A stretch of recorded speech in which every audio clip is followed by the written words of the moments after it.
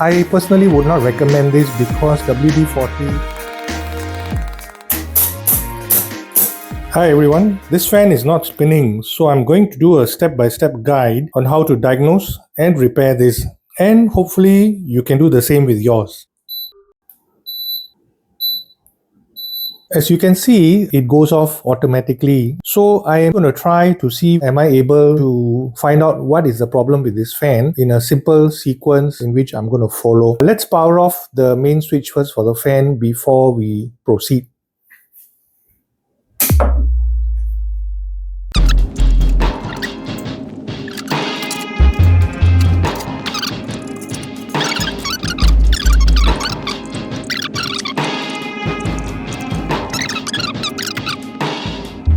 What you see is the motor itself. This is the motor shaft and there's a capacitor here and it's a bit dirty now. We can brush clean everything. And these wires, they all seem to be in good condition. There's a connector here as well. Doesn't look like there's anything wrong on this side. Let's disassemble the motor.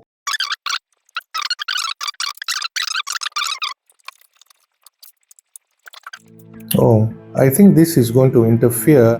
Let's see whether I can remove this detent, or maybe it's not necessary. No, it's not necessary.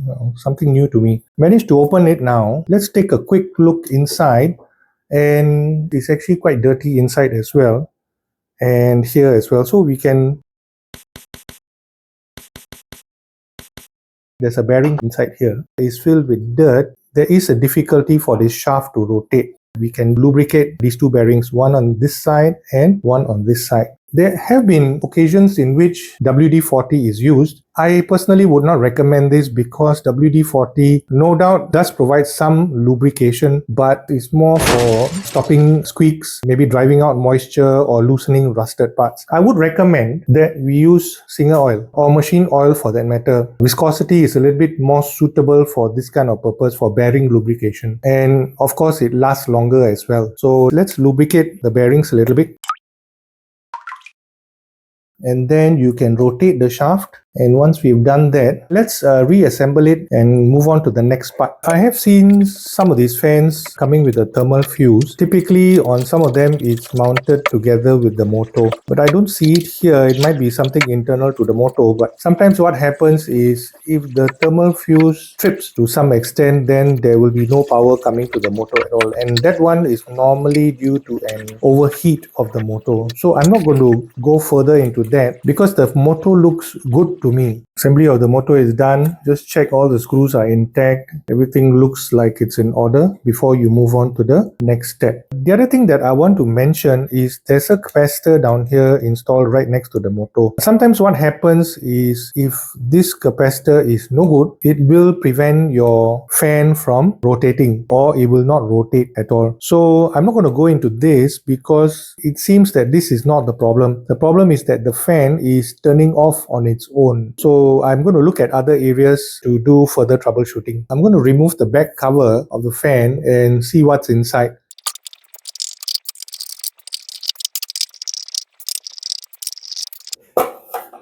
Okay, there you go. There's a printed circuit board here. So let's do a quick surface check on the PCB. I don't see anything that's damaged as of now.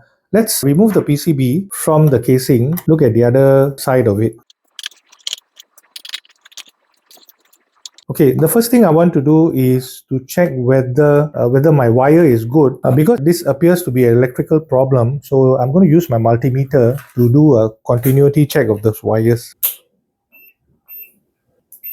So I've got a brown wire, a blue wire coming in. Let's take a look and see whether the wire is good. The blue wire is good. And the brown wire is good. So my wires to my PCB are good. Next thing I want to take a look at is the fuse. The fuse is good, so I have power coming to my PCB, and condition of the PCB seems to be very good. I don't see anything abnormal here. Nothing burnt, nothing seems to be damaged, nothing seems to be disconnected. Let's turn over this side. This capacitor is rated at 1 microfarad. So let's try to do a test on this capacitor. The normal way to discharge this capacitor is actually to use a resistor so that it discharges whatever voltage there is on the capacitor. Another way to do that is actually to use a test pen, an insulated test pen, which is a shorter way, and we can just short it this way. So let's test the capacitor and see whether are we able to get a 1 microfarad reading.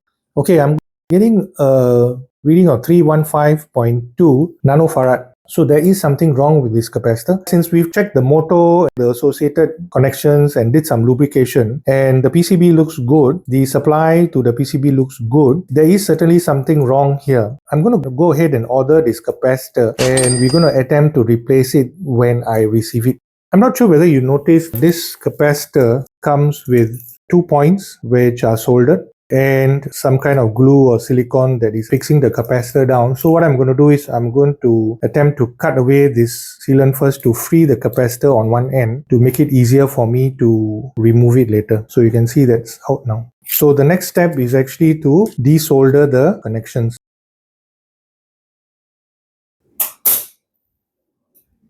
We'll try the other end now.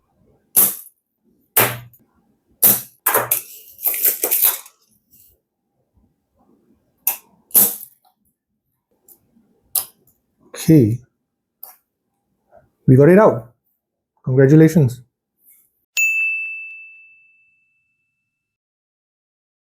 I've received the new capacitor, 1 microfarad. It's the same specifications as the old capacitor. Now, the next step is actually to solder this in. The process is very simple. We just have to heat up the area and melt the solder.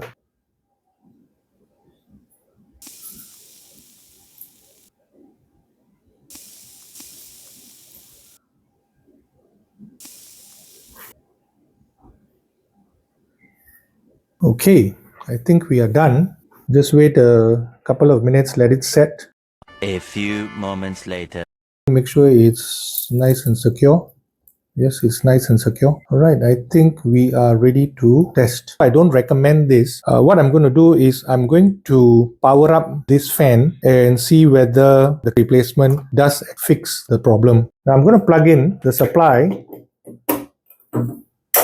and let's see what happens. Earlier what happened was it tripped. The power went off immediately once I turned it on. Let's see what happens now.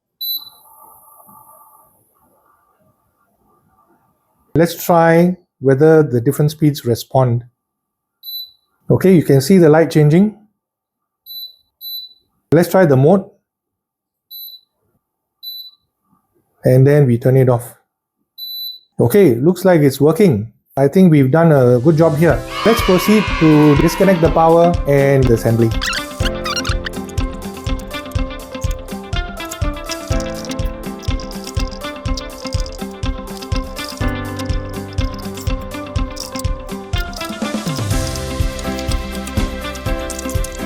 Assembly is complete. Let's do another test and make sure everything is in order.